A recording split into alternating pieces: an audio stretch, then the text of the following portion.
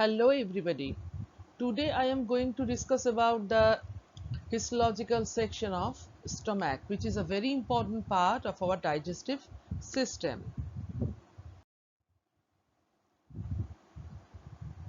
So you can see here that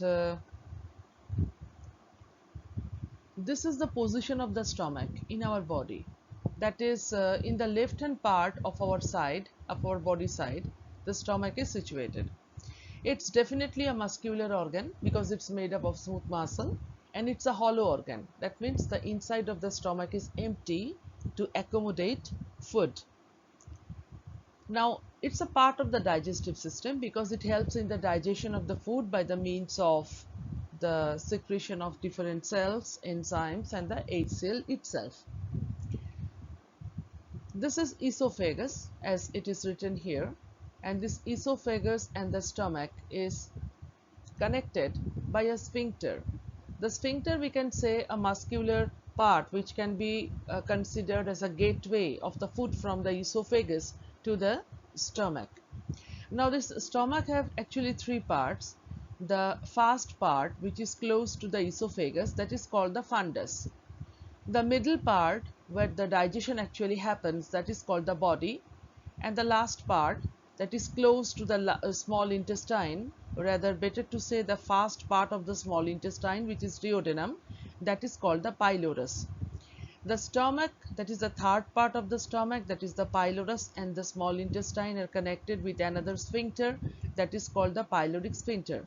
That means the food comes through the esophagus, crosses the esophageal sphincter, enters into the stomach, then passes to the fundus, body, pylorus, and it's broken down. Then it crosses the pyloric sphincter and enters into the first part of the small intestine, that is the duodenum. Now here you can see how the food is propagated in the stomach. Okay,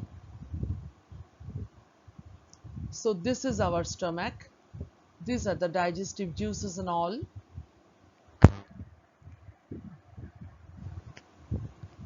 So food comes by means of the esophagus, then crosses the esophageal sphincter, then enter into the stomach, enters into the liquid part of the stomach. Now see, it's broken down, that means get digested, crosses the pyloric sphincter and enters into the duodenum. So this is the way how the food is propagated from the mouth to the esophagus, enters into the stomach, being broken down, and enters into the first part of the duodenum for first part of the small intestine, that is duodenum, for further digestion. So this is the histological structure of the stomach. You can see this is the mucosa part. Mucosa part is made up of three subparts. So these are the epithelium, then the lamina propria, which are the folds, and the muscularis mucosa. Then comes the submucosal part, and lastly there is a cluster of muscles. You can see oblique muscle, then circular muscle, then longitudinal muscle, which helps in the contraction of the stomach and the propagation of the food from the stomach to the small intestine. So these are the gastric pits. You can see these mounted parts. These are all the gastric pits.